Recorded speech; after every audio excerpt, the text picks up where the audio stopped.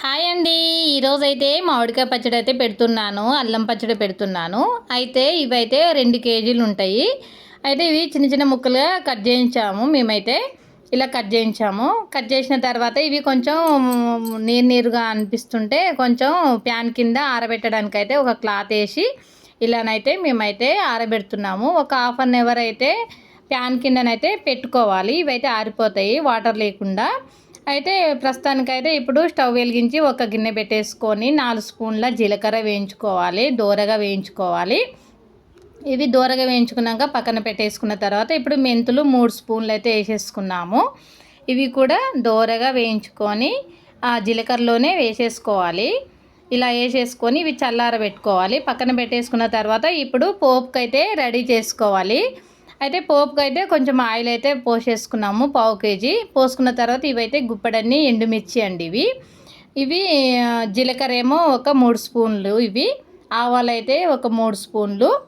అయితే ఇప్పుడైతే పోపుకైతే చేసేస్తున్నాము. ముందుగా ఆవాలు వేసుకొని వేడైన నూనెలో ఆవాలు వేసుకున్న తర్వాత ఎండుమిర్చి వేసేసుకున్నాము. ఇవి మంచిగా కలర్ వచ్చిన తర్వాత ఇప్పుడు జీలకర్ర వేసేసుకున్నాము. వేసుకున్న తర్వాత ఈ అల్లం అయితే 1/2 కేజీ అండి. ఇప్పుడు 1/2 కేజీ అల్లం ఈ నూనెలో అయితే వేడి నూనెలో అయితే మంచిగా వేసేసుకోవాలి. వేసేసుకున్న తర్వాత ఈ అల్లం అయితే మంచిగా ఫ్రై కానివ్వాలి. అల్లం అయితే పచ్చివాసన పోయేంత వరకు ఇలా ఫ్రై చేసుకోవాలి. ఇగో చూడండి, ఇలా ఫ్రై చేసుకోవాలి. ఇలా ఫ్రై చేసుకున్న తర్వాత ఇప్పుడు మనకు పచ్చడికి సరిపోనైతే ఈ పచ్చి ఆయిల్ ఉంది కదా, ఈ ఆయిల్ వేసేసుకోవాలి. మనకు సరిపోయినంత ఆయిల్ ఇందులోనే వేసేసుకోవాలి. వేసుకొని మంచిగా కలుపుకొని ఇదైతే పక్కన పెట్టేసుకోవాలి.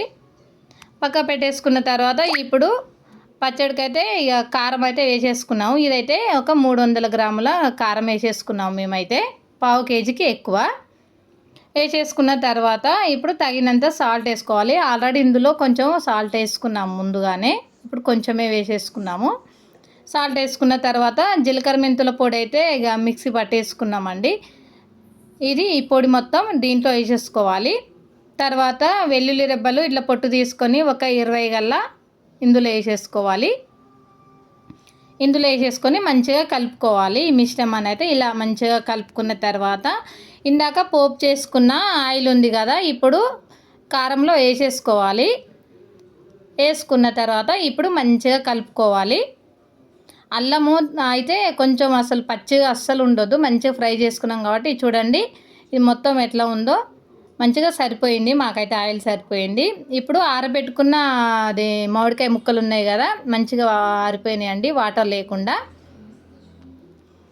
ఇప్పుడు ఈ మసాలాల్లో వేసేసుకొని మంచిగా కలుపుకోవాలి. చూడండి, ఈ ముక్కలు పట్టేలాగా మంచిగా కలుపుకోవాలి. ఇప్పుడే చూసుకోవాలి దీంట్లో కారం సరిపోయిందా లేదా అని ఇప్పుడే చూసుకోవాలి. కారమైన ఉప్పు అయినా మసాలాలు తెలిసిపోతుంది మనకైతే. ఇది అల్లం పచ్చడి కదా, తొందరగా ఖరాబ్ కావద్దని నేనైతే అల్లము నూనెలో వేసి మంచిగా ఫ్రై చేశానండి. ఇలా కలుపుకున్నాము. మాకైతే అన్నీ సరిపోయినాయి. మసాలా మాత్రం చాలా బాగుంది. ఇప్పుడు ఒక డబ్బా ఉంటుంది కదా, ప్లాస్టిక్ డబ్బాలో కొంచెం అడుగున కొంచెం ఆయిల్ వేసుకొని మంచిగా ఇలా అనుకోవాలి. అనుకున్న తర్వాత ఇప్పుడు దాంట్లో మామిడికాయ ముక్కలు అయితే వేసేసుకున్నాము. అయితే 3 డేస్ తర్వాత దీన్ని మాత్రం మూత తీసి కలబెట్టుకోవాలండి. అప్పుడు కూడా తెలుస్తుంది మనకు ఉప్పు సరిపోయింది. ఇలా మంచిగా డబ్బాలో వేసేసుకొని మూత పెట్టేసుకున్నాము.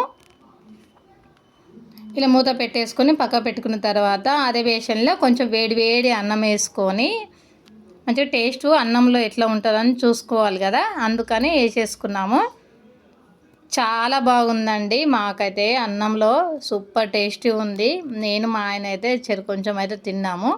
చాలా బాగుంది. మీకు నచ్చినట్లయితే మీరు కూడా చేసుకోండి. బాయ్.